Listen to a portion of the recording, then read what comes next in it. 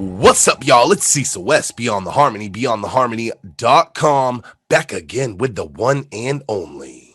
Jonathan Lippy. And always.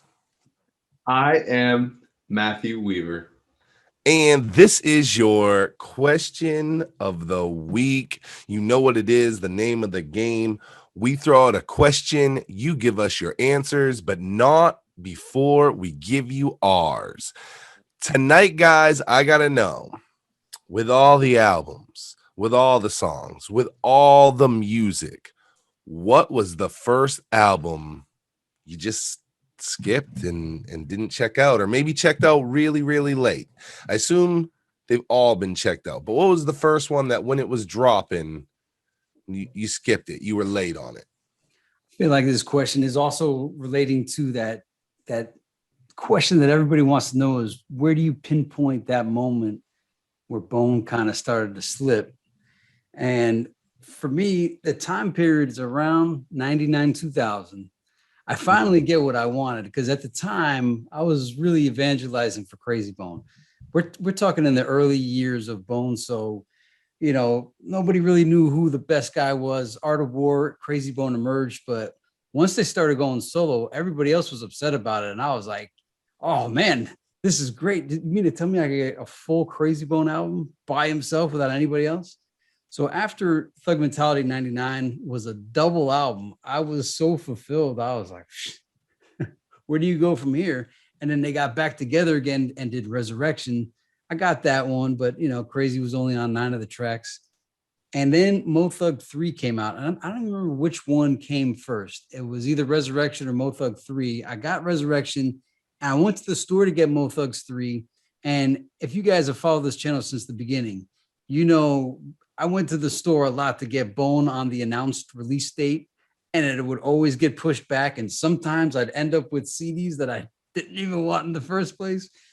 And so when I went to the store, Mo Thug 3 wasn't there. I'm like, dude, I've been staying up every day recording Rap City just to get Did He Really Wanna recorded on video. And when I went to the store and I couldn't get Mo Thug 3, I was like, you know what? And I went home that day, and somebody on one of the Bone boards had like a link to the MP3s. And I was like, I feel real bad about this, but I can't just keep driving back to the store to get this Mo Thug 3. So I ended up getting the MP3s for Mo Thug 3. I felt so dirty. I felt so naughty. I felt like a betrayed Bone. But I was like, but it's Mo Thugs. It's not really Bone Thugs and Harmony. And for the record, I don't think I ever did not buy a Bone Thugs and Harmony album, minus World War III. Because I don't even know if I consider that a real album. But all the other albums I've got. But I skipped Mo Thug 3, but not really, because I got the MP3s. I was also like, man, what? They redid the lineup again? After they redid 1 to 2, and now people are happy with 1 and 2, but like even that change up was like, man. And then they just erased all of them and did a whole new group. And I'm like, the Desperados. So I just got the MP3s and I was good with it. I think I eventually got Mo Thug 3 from like like one of those CD trader stores, but I definitely skipped it. And then I'll also say this, and this was from here on out.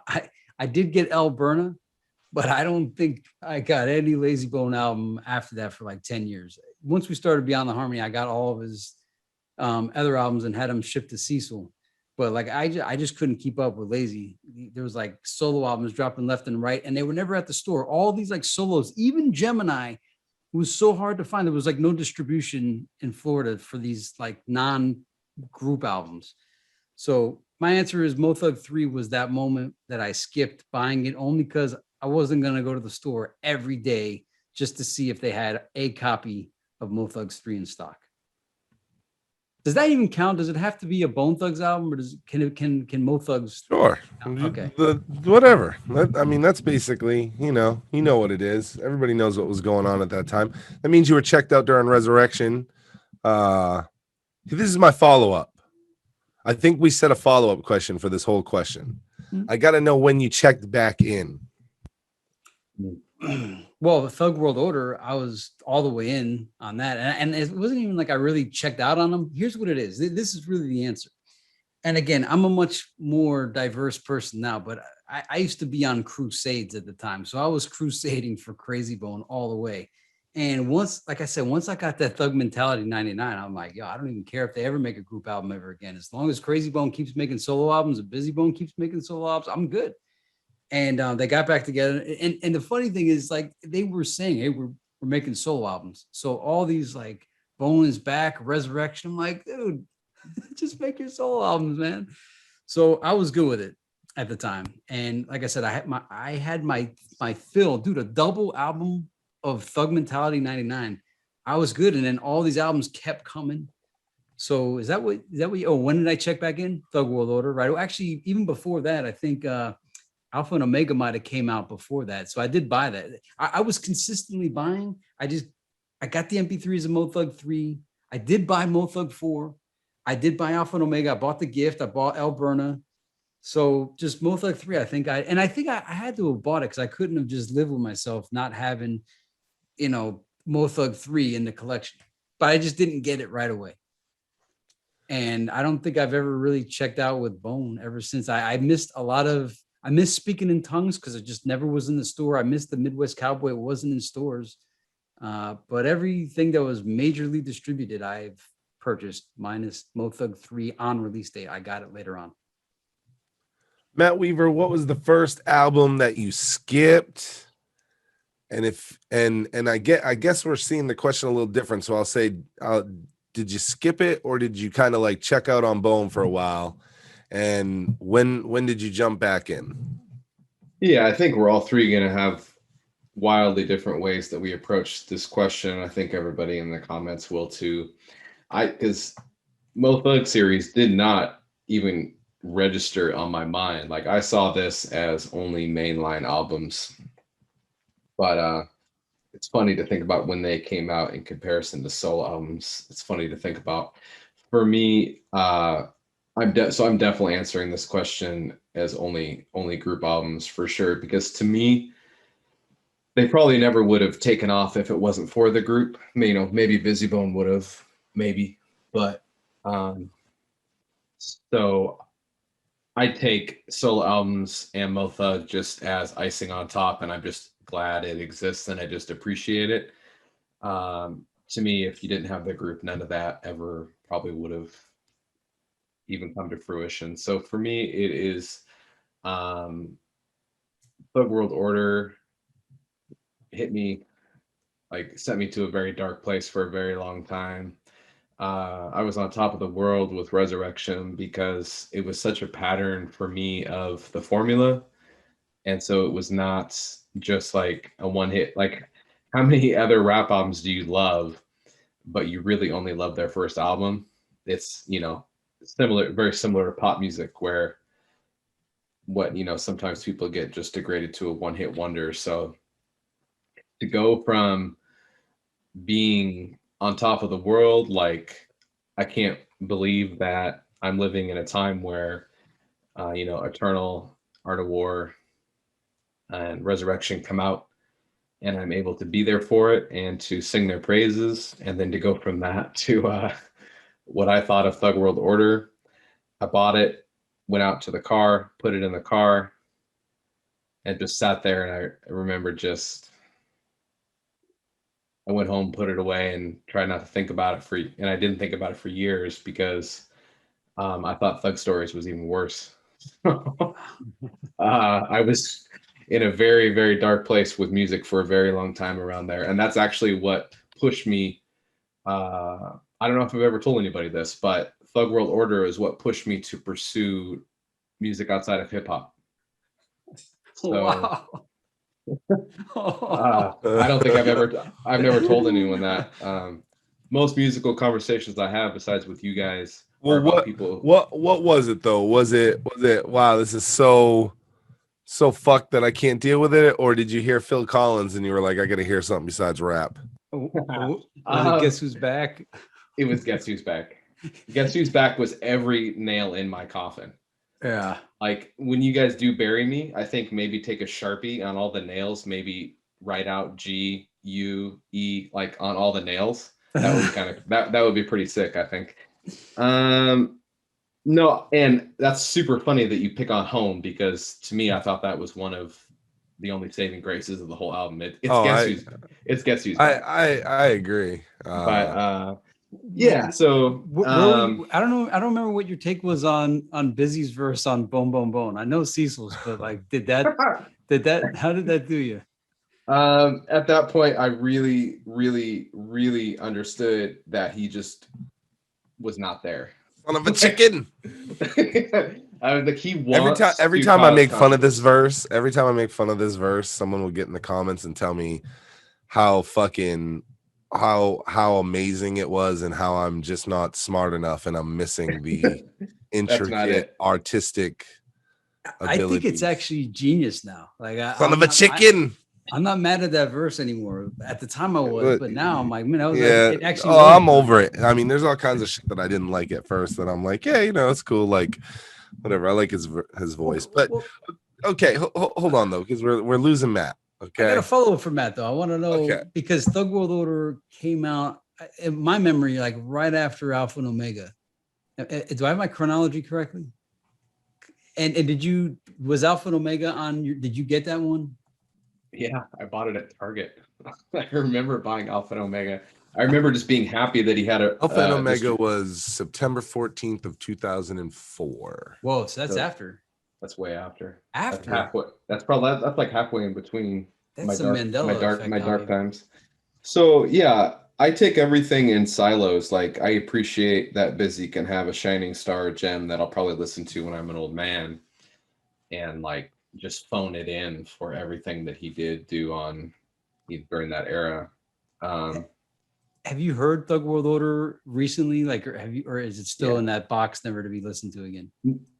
Make myself go back and make sure that I didn't miss anything for sure. But because I'm actually impressed with it more now than I was back then. Back then I was like, it was kind of like the first time I was like, it's not a perfect Bone album, but like listening to it now, I'm like, wow, this is really well engineered.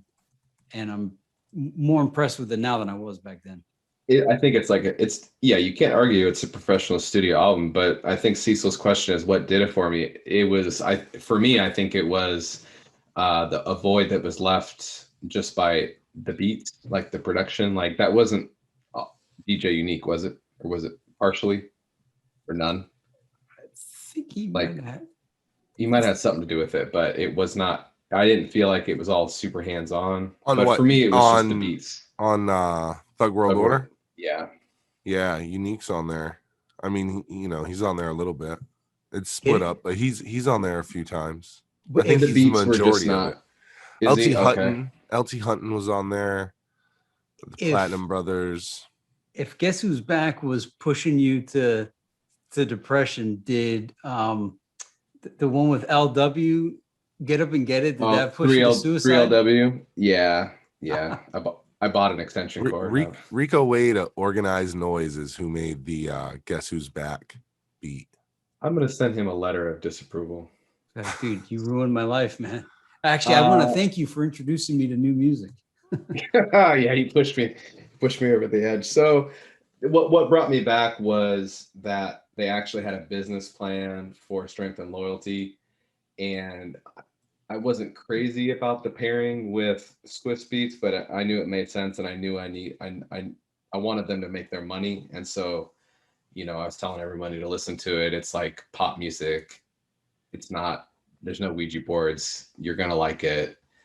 You like Akon, right? Okay, here you go. So that's when I got back on, because I just felt like they were trying differently, or trying a different approach. And so I needed to get back behind them and celebrate that and make sure. But I mean, I still was at the store the morning Thug Stories came out. Like, I probably called in sick and went to Best Buy and bought it. I don't remember doing it, but. So there wasn't really like a 5-year gap or a 4-year gap for you, right? Or I guess actually a 2-year gap. It was huge. Like, I want to say Thug World Order was like 2002 or 2003. Yeah. And Thug Stories, I think, was like what, probably halfway between that and Strength and Oh, Loyalty. So 06. Yeah, that's a 4-year gap there.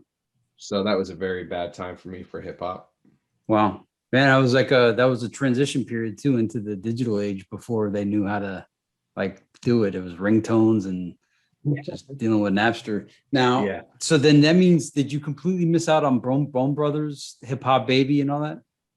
No, I still bought Bone Brothers the day it came out. I remember buying it, and I remember just like putting the PD Pablo one on repeat. That's on part 1, right?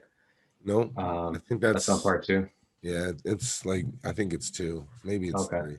After the first one, I think that there's like discrepancies with the Bone Brother albums. I think that it's like one of them I think is made up of verses from 2 of their solos or some shit.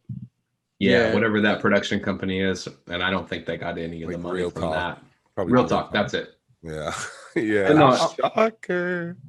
I'll I say still this bought too. everything. The Alpha and Omega album and the beginning and the end, those also threw me off to where I was starting to say like, wow, I mean, this isn't to me. I know to other people they love Alpha and Omega and beginning and the end, but like it was the first Busy Bone flaw that I saw. It was like because I didn't like it front to back. Whereas Heaven's Movie, The Gift, oh man, he couldn't do anything wrong. Alpha and Omega, I kept listening to it, trying to like it, and I just couldn't get into it. But I kept listening to it, but it just never grew on me.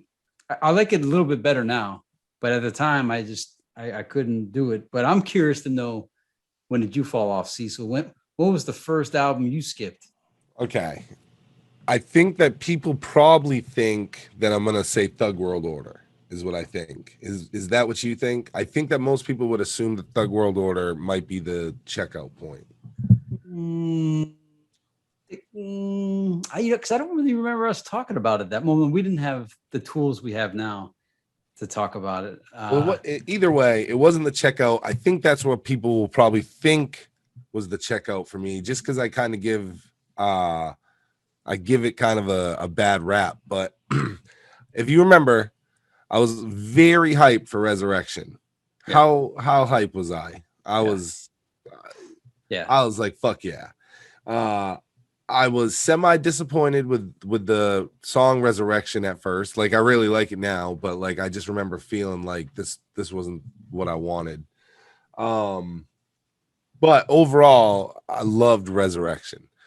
Thug World Order was the beginning of what I call the great bone checkout of my life, but it didn't happen. All right. Resurrection, and I overall really love Resurrection. Thug World Order, I was very hyped for it. And I just like, I don't hate Thug World Order. And I'll say Thug World Order has grown on me in time. And even at the time, I didn't hate it. So we didn't have to go from hate to like love with it. Like I already liked it anyway. But it has grown on me more. And there were certain things that, if you remember, I really liked. I really loved Bad Weed Blues. Yeah. I really liked What About Us. Do you remember how much I liked What About Us? Oh, man. Well, the kids, bro. The kids. I love those kids singing in the chorus. Yeah, all those Trick Daddy songs. So when I heard Bone Dude, I was like, hell yeah.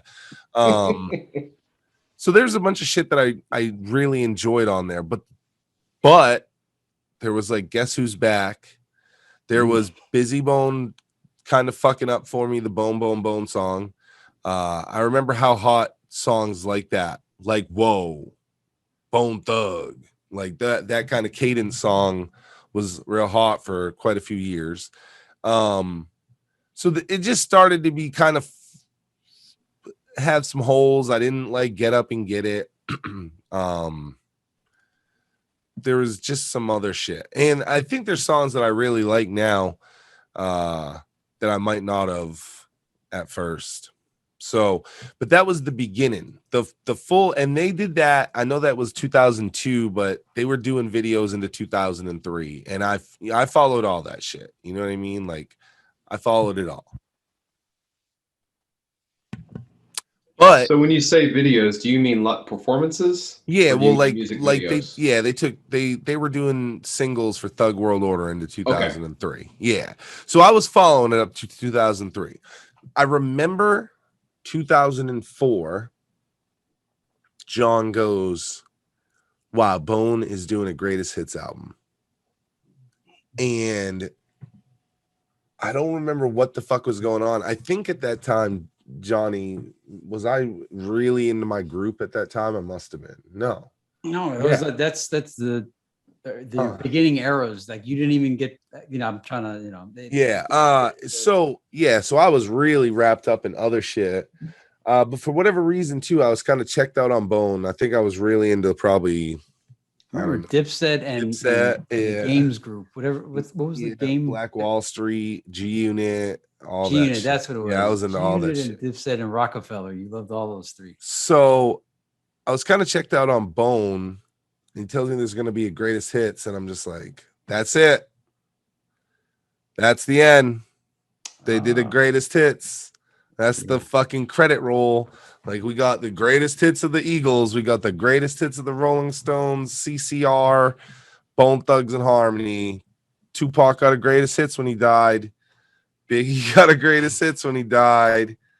So I thought it was the end of the movie. Like, so I was like, well, I didn't even check it out because I was like, I already know what's on it. And I bet if John would have asked me, I could have guessed probably 90% of it, I would say.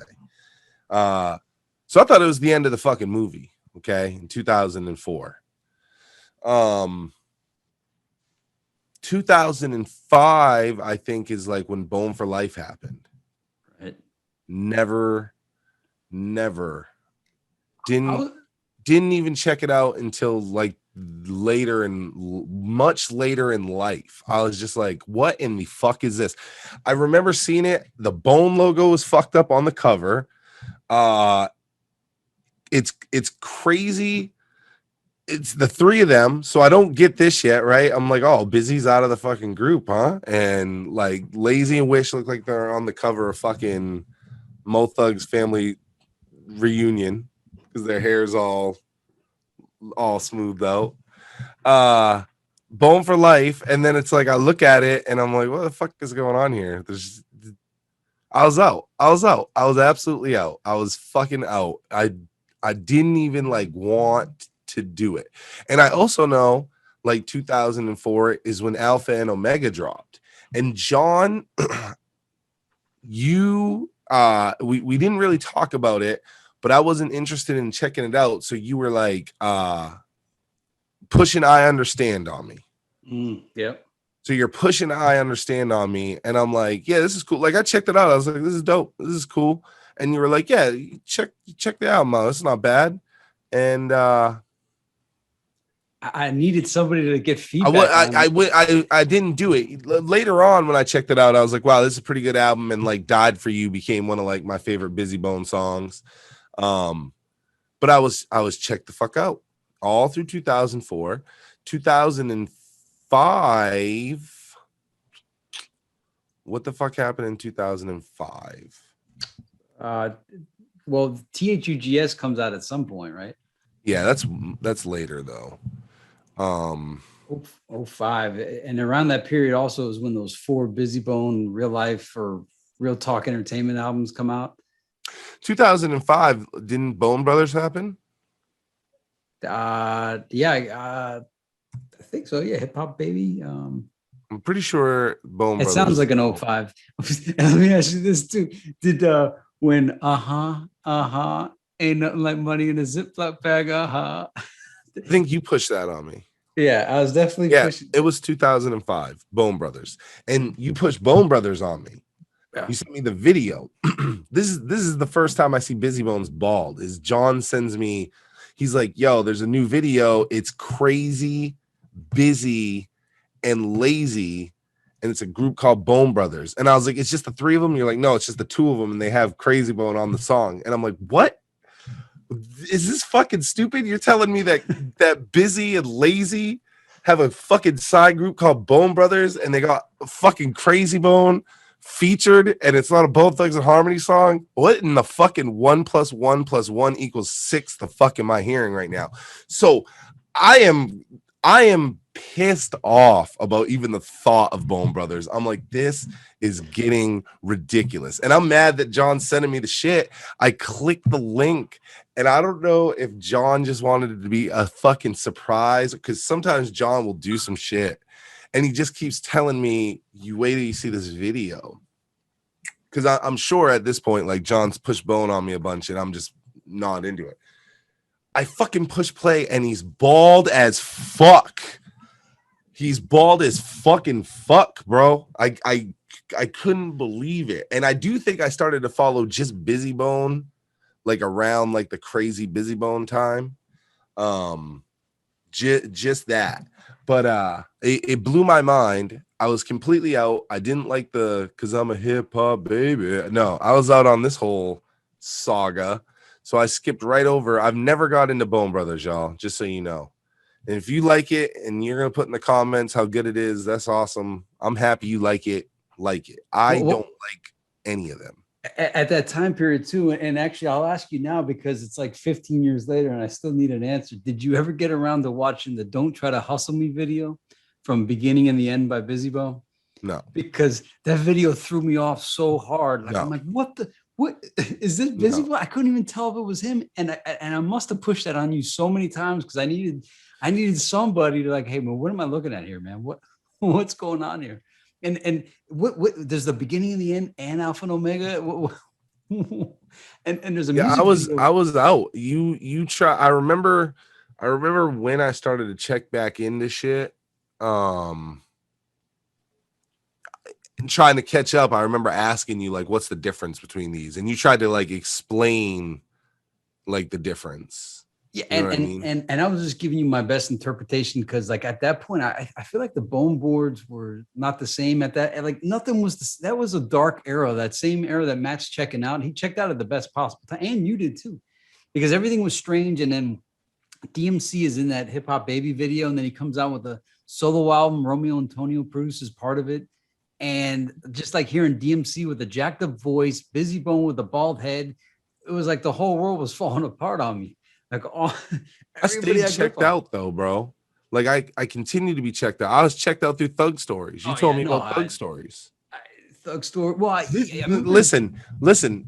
I almost remember the conversation, and it was like, yo, they got a new album called Thug Stories. It's the same lineup as Bone for Life, but it's like better than that. Like the selling point was, this is better than that. This is, I think it was like those are like unreleased or like not finished tracks or something, and this is like an actual fucking thing, right?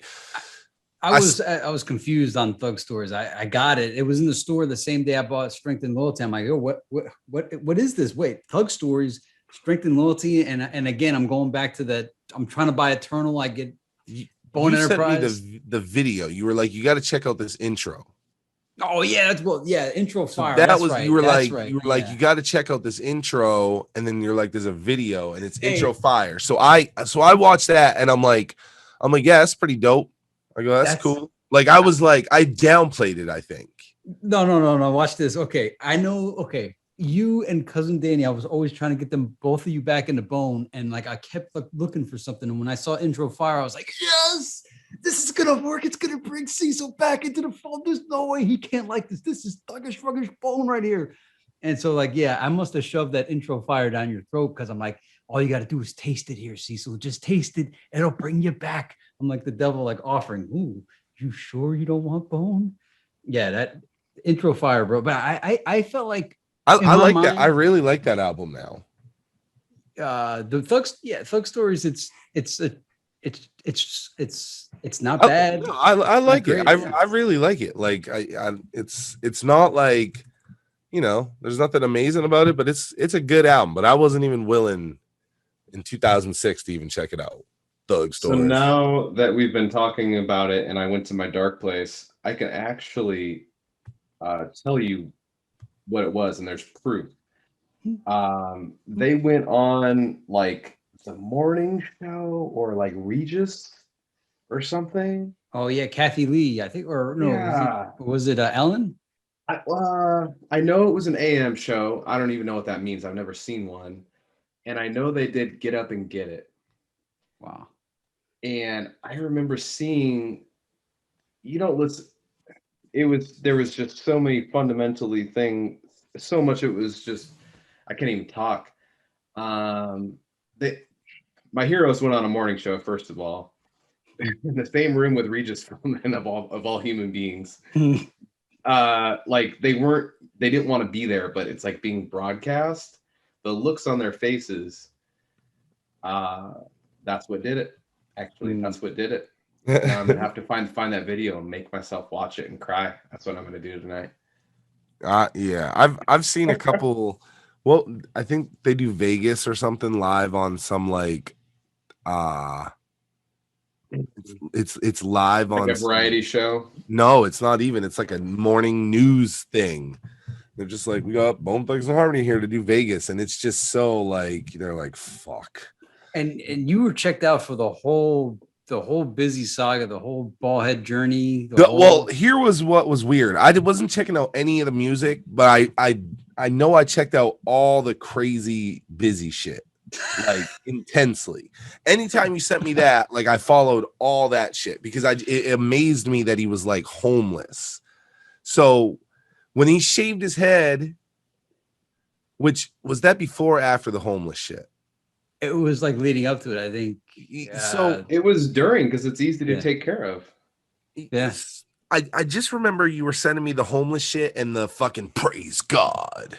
And I forgot about praise God. I fucking followed all of that, and that he shaved his head like Britney Spears, all this shit. So I do know that like that was happening in real time, but I wasn't listening to any of the music. I didn't even want to like listen to the Busy Bone music to figure out why he was acting like this. And the Bone for Lifetime, I know I pushed that little pilot reality show on you so many times. Checked out. Didn't check back in until 2007 for Strength and Loyalty. So THUGS never, was that after or right around the same time? I thought that was, let's just check when that was, but I think that's after.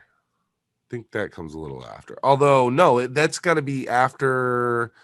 I think that's after. Didn't Ruthless Strength put that and Loyalty right after to capitalize on the hotness? Yeah, I've always wanted. That's Ruthless. Yeah, I've always wanted to know more about that album. That came out in November of 2007. I bet you they don't get, or I bet you they get like nothing for that album.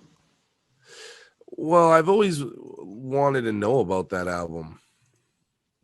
Yeah, they changed. I felt like that album got Tupac Machiavelli because you know how like all those Tupac albums that came out afterwards, there was the Machiavelli 2 through 19, and then like Pac's Life and all these posthumous Tupac out, and they changed all the instrumentals, and that always like threw me off wrong. And everyone's like, "Nah, John, they need to make these beats current."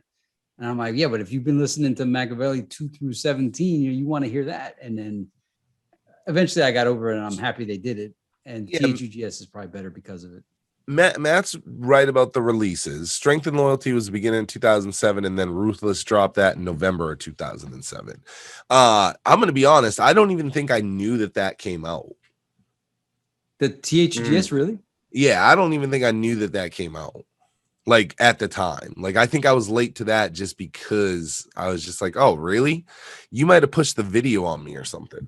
The video is like one of the strangest things of all fucking time. And that's one of the things like, I'm like, man, I want to know more about this album.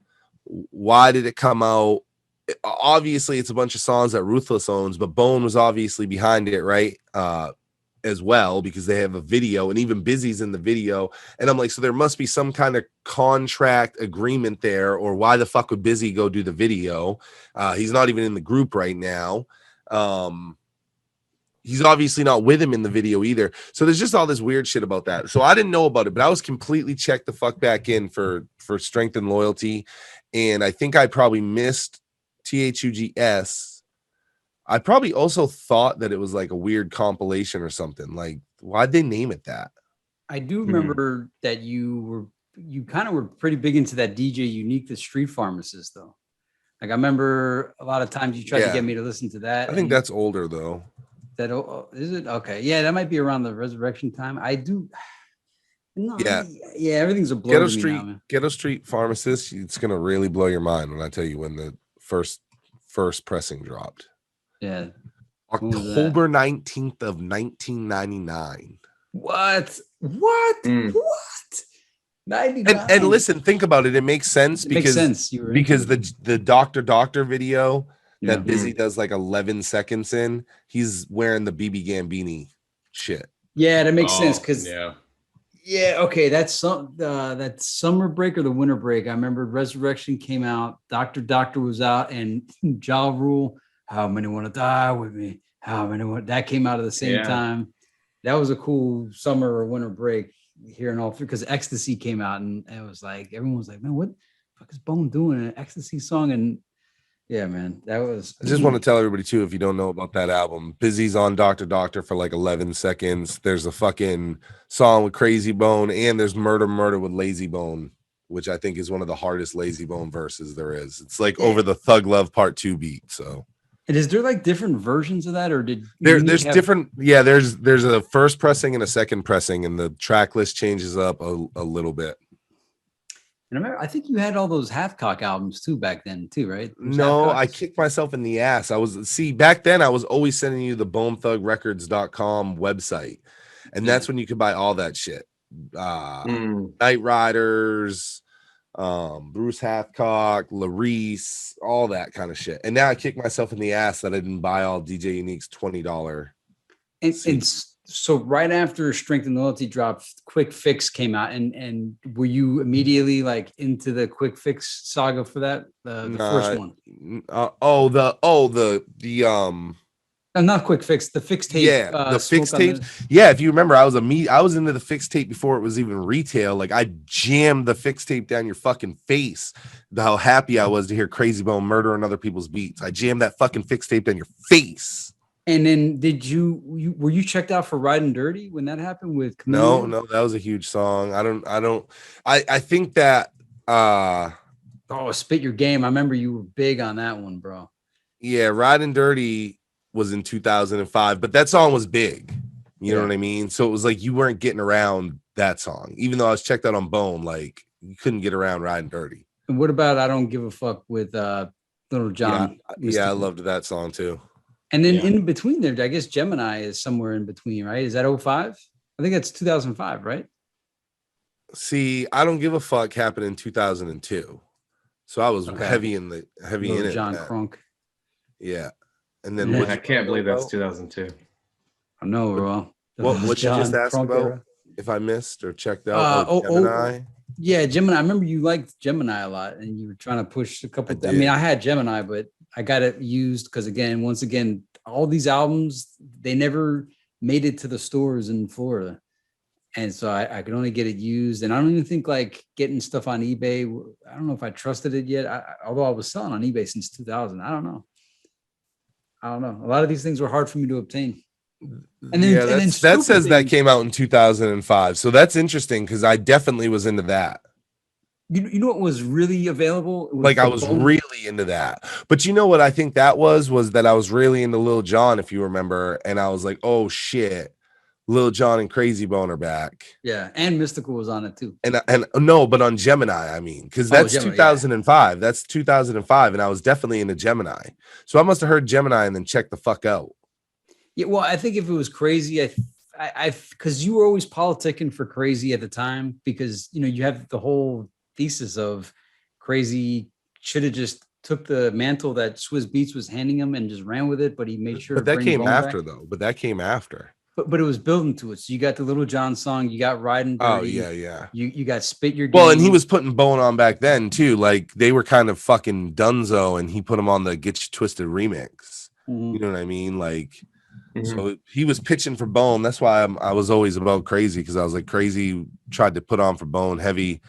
He did those features on the Tupac and Biggie albums, and he had it credited as Bone Thugs and Harmony instead of Crazy Bone to give longevity to the brand.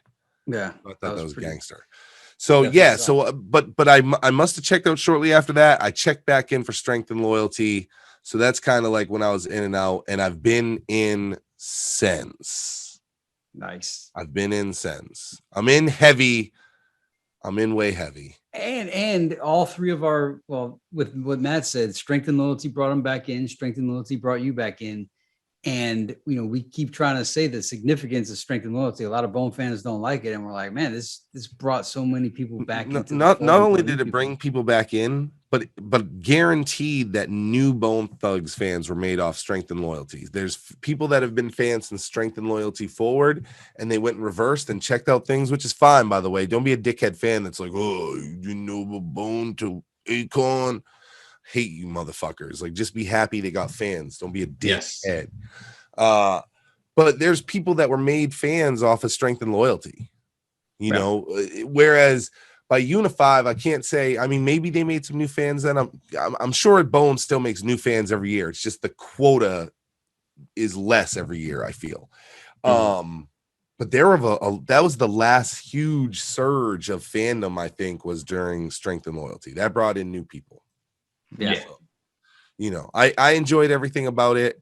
I enjoyed everything about strength and loyalty. So that's when I was back in. Now it's time for y'all to let us know what album was the first album you skipped and why. And if it made you check out, when did you check back in? Make sure you drop your comment in the comment section below. And don't forget to share this with another Bone fan so we can find out when they check the fuck out. Until next time, we will catch you on the next one. Beyond the harmony for the fans we celebrate.